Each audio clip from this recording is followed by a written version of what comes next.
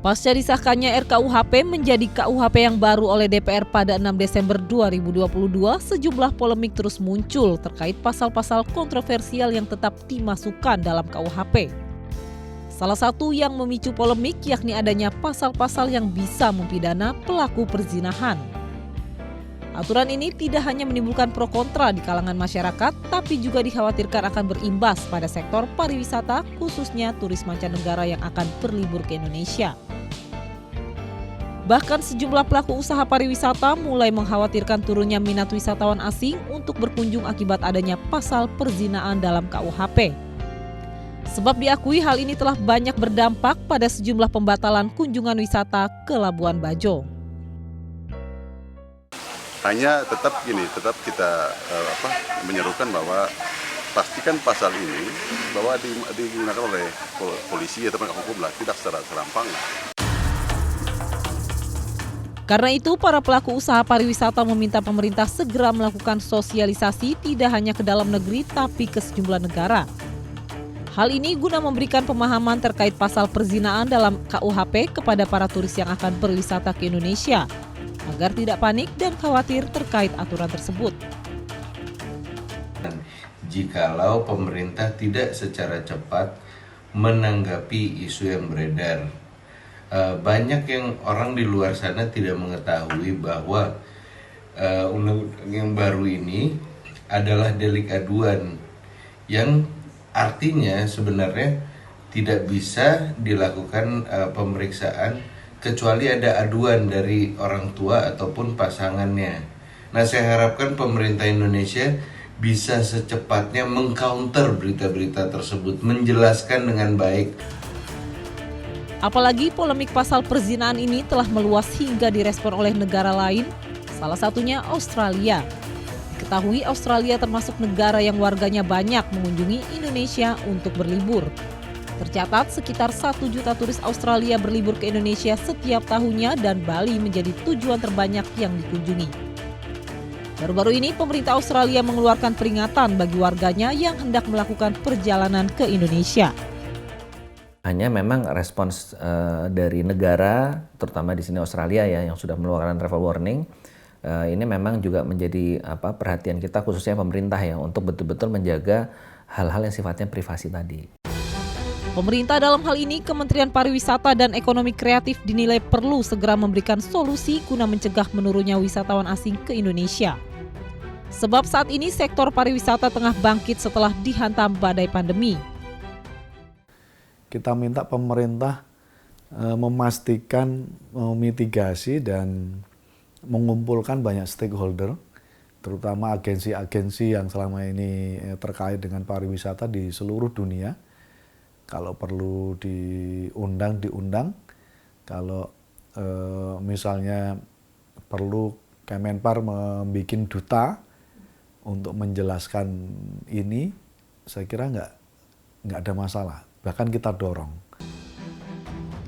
Menanggapi kekhawatiran sejumlah pelaku usaha sektor pariwisata, Menteri Pariwisata dan Ekonomi Kreatif Sandiaga Salahuddin Uno menegaskan, pihaknya akan segera mengambil sejumlah langkah konkret. Dari kami di sektor pariwisata dan ekonomi kreatif, kami akan menerbitkan surat edaran untuk menjamin bahwa wisata aman, nyaman, dan menyenangkan akan menjadi pedoman bagi para penyelenggara kegiatan pariwisata dan ekonomi kreatif. Kedua, langkahnya yang sedang kami kaji adalah merancang surat keputusan bersama, mungkin melibatkan Kepolisian Republik Indonesia, Kementerian Dalam Negeri, dan beberapa instansi terkait untuk memberikan keyakinan kepada dunia usaha, wisatawan, komunitas media, dan pemerintah daerah, agar kita semua narasinya tunggal, yaitu kita menggelar karpet merah untuk wisatawan mancanegara, memberikan pelayanan terbaik untuk wisatawan Nusantara, dan kita tidak akan segan-segan untuk menindak jika ada suatu gangguan terhadap kenyamanan berwisata di Indonesia. Diketahui dalam Undang-Undang KUHP yang baru disahkan terdapat pasal yang mengatur tentang perzinaan dan kohabitasi atau kumpul kebo. Dalam pasal 411 ayat 1 KUHP, setiap orang melakukan persetubuhan dengan orang yang bukan suami atau istrinya dipidana karena perzinaan dengan pidana penjara paling lama 1 tahun atau pidana denda paling banyak kategori 2 sebesar 10 juta rupiah. Sementara dalam pasal 412 ayat 1 KUHP, setiap orang yang melakukan hidup bersama sebagai suami istri di luar perkawinan dipidana dengan pidana penjara paling lama 6 bulan atau pidana denda paling banyak kategori 2 sebesar 10 juta rupiah. Namun perlu dipahami jika kedua pasal tersebut merupakan delik aduan, di mana kasus baru bisa dilanjutkan ke ranah pidana jika ada laporan dari suami atau istri bagi yang sudah menikah dan laporan dari orang tua bagi yang belum menikah. Apakah pasal 411 ini bisa diterapkan sembarangan oleh penegak hukum? Oh, nggak bisa. Jadi ini adalah delik aduan. Delik aduan itu artinya jika ada pengaduan lebih dahulu ya, pengaduan lebih dahulu. Siapa? Orang tua atau anaknya. Jelas diatur di dalam pasal 411 ayat 2. Orang tua dan atau anaknya.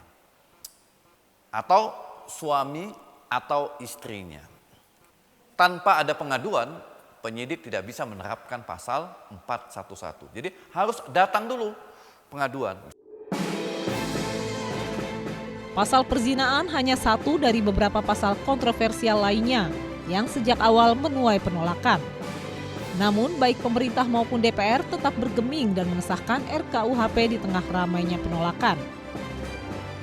Hal ini karena masuknya sejumlah pasal yang dinilai diskriminatif dan berpeluang membuka kriminalisasi terhadap masyarakat. Pernyataan pejabat bilang bahwa ini dikunci dengan delik aduan. Ya, artinya memang delik aduan itu hanya bisa dilaporkan oleh orang-orang yang menjadi korban langsung dari tindak pidana tersebut. Tapi bukan tidak mungkin ada persekusi ya, ada tindakan-tindakan main hakim sendiri terhadap orang-orang yang dituduh melakukan perzinahan. Pengesahan RKUHP menjadi momentum bahwa kini bangsa Indonesia telah memiliki aturan sendiri yang sesuai dengan nilai-nilai luhur Pancasila. Namun aturan yang masuk pada ranah pribadi sebaiknya tersosialisasikan dengan baik, agar dalam implementasinya jangan sampai dijadikan alat legitimasi yang keliru dan berujung pada kriminalisasi. RUU KUHP yang disahkan menjadi undang-undang tanpa mendengarkan aspirasi publik, inilah yang menjadi alasan utama mengapa akhirnya banyak polemik terjadi. Belum lagi ke depan masih banyak pasal-pasal kontroversial yang justru menimbulkan polemik baru di tengah masyarakat. Tentu ini akan menambah pekerjaan rumah bagi pemerintah dan juga DPR untuk mengevaluasi pasal-pasal diskriminatif yang berujung pada kriminalisasi. Demikian Delik edisi minggu ini, saya Nomi Tobing dan Suryali Santoso, sampai jumpa.